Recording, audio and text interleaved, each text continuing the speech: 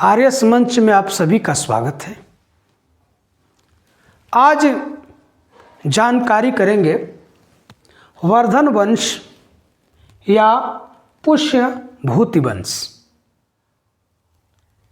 जब गुप्त वंश की समाप्ति हो जाती है तो एक शक्तिशाली वंश शासन करता है जिसका नाम वर्धन वंश है। वर्धन वंश का जो प्रथम राजा है, शासक है, उसका नाम है प्रभाकर वर्धन। प्रभाकर वर्धन।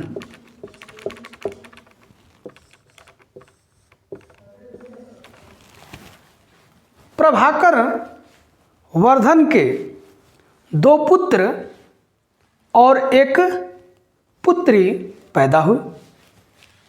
पहले नंबर 1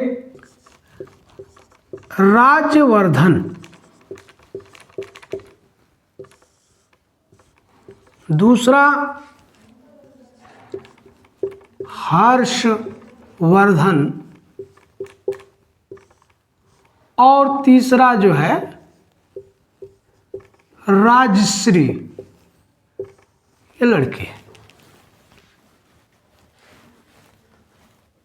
इसमें हर्षवर्धन 16 वर्ष की अवस्था में 606 ईस्वी में राजा बनता है।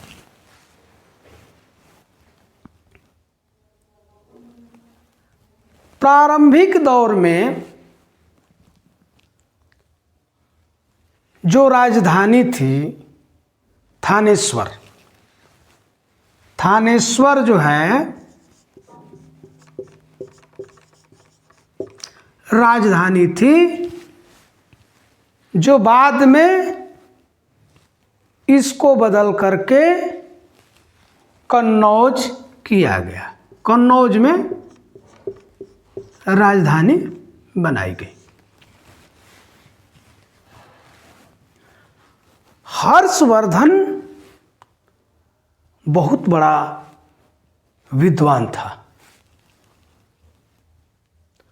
उसने संस्कृत में 3 नाटक लिखे।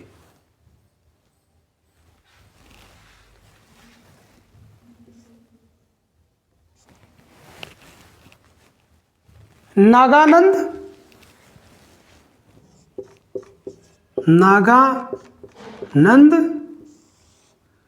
दूसरा रत्नावली और तीसरी पुस्तक है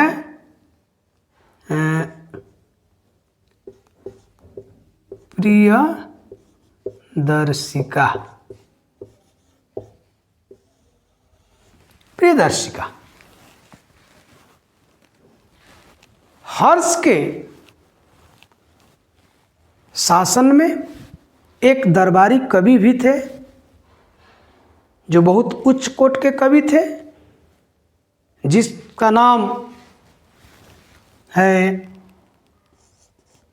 बाणभट्ट। बाणभट्ट। इन्होंने एक बहुत प्रसिद्ध पुस्तक लिखी जिसका नाम है हर्षचरित।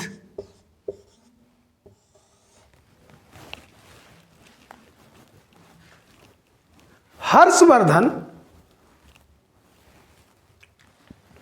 बौद्ध धर्म से प्रभावित था, लेकिन अन्य धर्मों का भी ये सम्मान करता था। प्रयागराज में हर 5 वर्ष के बाद जो कुंभ मेला लगता था, उस कुंभ मेले में हर्षवर्धन जाता था और विद्वानों को किसानों को, पुरोहितों को वो दान करता था। एक बार दान देने के लिए बुलाया, विद्वानों को बुलाया। उसमें ह्वेनसांग को भी बुलाया। जो चीनी यात्री था ह्वेनसांग, हर्षवर्धन के शासनकाल में भारत आया था,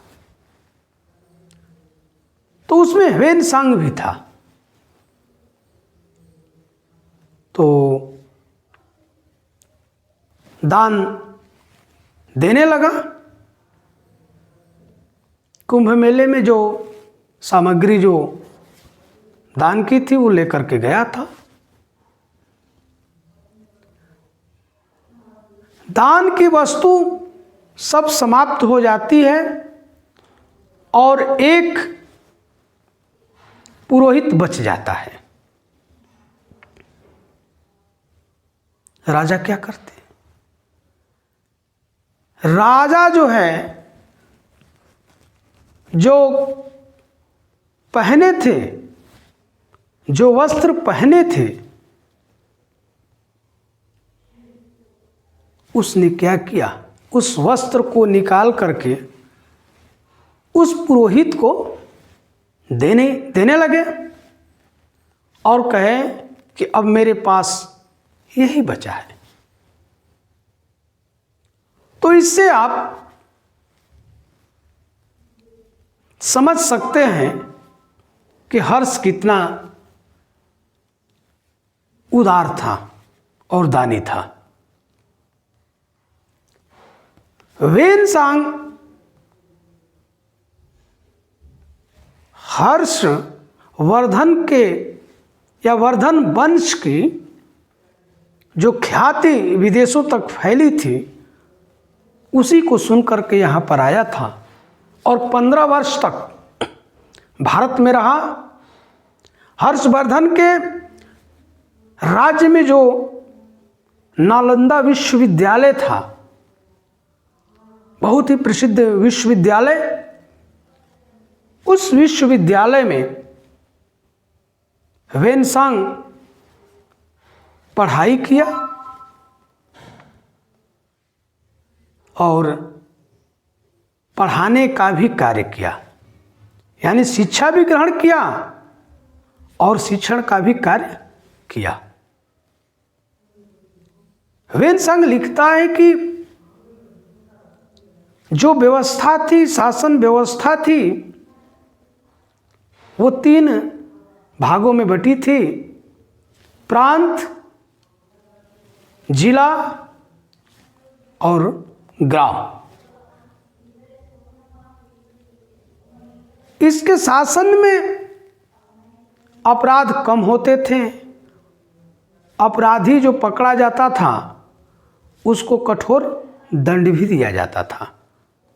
तो इस तरह से हर्षवर्धन का शासन रहा।